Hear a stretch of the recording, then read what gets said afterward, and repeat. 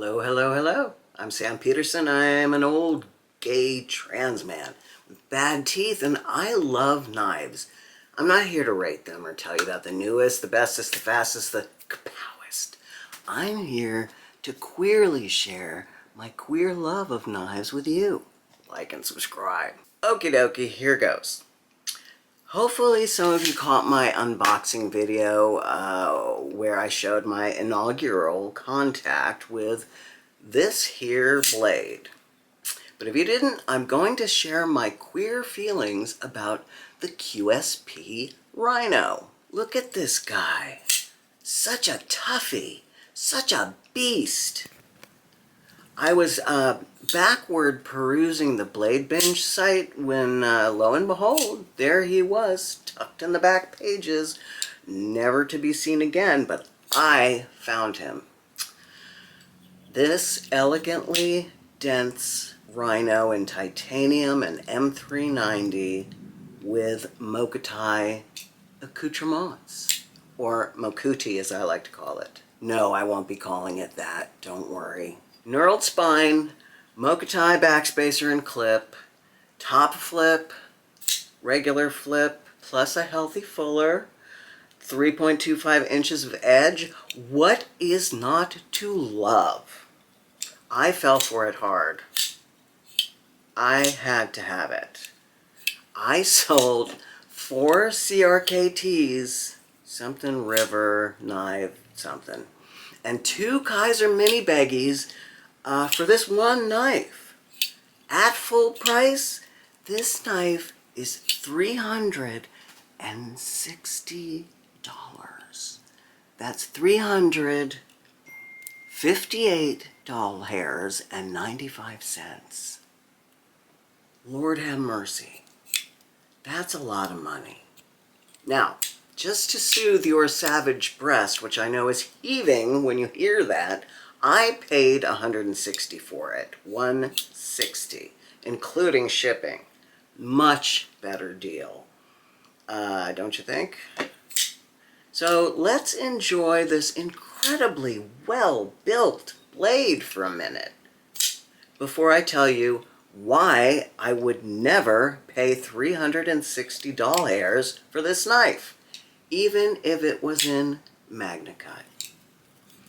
This is an incredibly well-constructed knife, like superlative. It is top-tier machining, top-notch build. I can't think of many knives I own, knives I known, that are as nice as this one, frankly. It is truly special in that regard. Truly special. Well done, QSP. Well done. It's got this terrific Tonto blade, and while it's thick on the top, it's thin enough to be slicey on the bottom. It's a beast. Did I mention that? Did I mention it's a beast? Because of the sturdiness of the build and the flatness of the blade, I could see this knife being a real workhorse. Unfortunately, the Mokuti trimmings sort of take it out of that vibe and into another realm. What is the vibe of this here Rhino? What is the vibe? A gay bear's gentleman's knife. Absolutely. If you are a beardy person with a decent belly, this is your fancy pocket knife, period. But here's the deal. For as stunning as the machining is, the fit and finish, oh, wow. The design is kind of shit. Yeah, I'm really sorry to say this.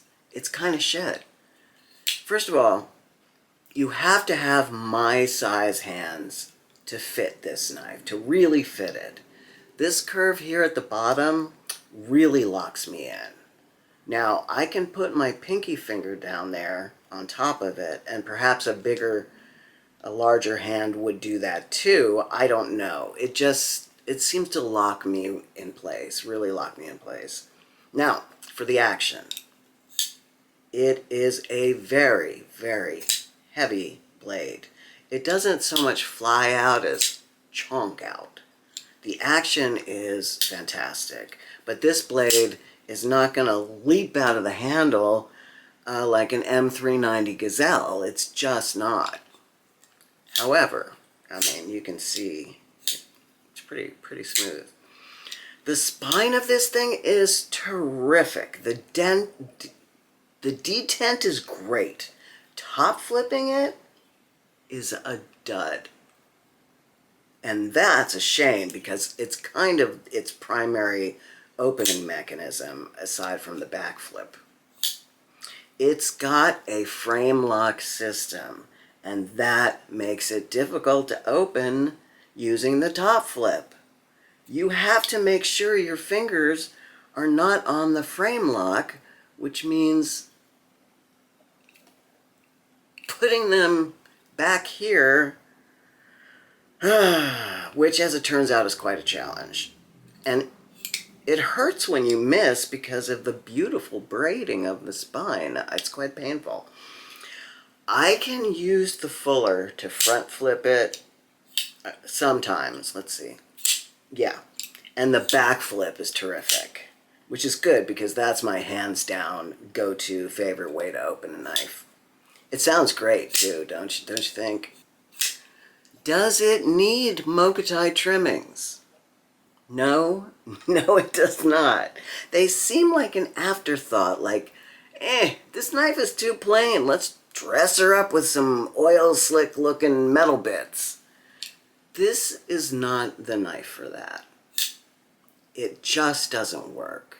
Now, I could see like a lighter gray titanium on those bits, or even black, a black clip and backspacer.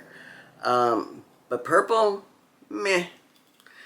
But those are just aesthetic choices. I think the real loss here is in the construction of the handle with that curve at the base. It's just a bad idea. And having it be a top flip on a frame lock is never smart in my humble O. It's just, I really despise a frame lock for that reason. While they look elegant, they usually just render a knife difficult to open in some position. Am I glad to have it? Definitely. Definitely. It's the kind of quirky blade that I really enjoy. And because it fits me, I like it. But if I had larger mitts, I'd be pissed. Why would QSP make this knife? It only comes in 2 expensive versions. So weird, because QSP is one of the top major brands for well-built, handy blades that anyone can use. The Penguin and the Canary are 2 of my favorite budget blades ever. I freaking adore the Canary. I even have this neck version here. But the Rhino? Poor, sad, titanium beast. I will take you in. I will love you and oil you and even get you modded so you're not as slippery on the handle. You can relax, baby, knowing that you are in good gay hands. That's enough out of me. I love you so much. Bye-bye. Okie dokie.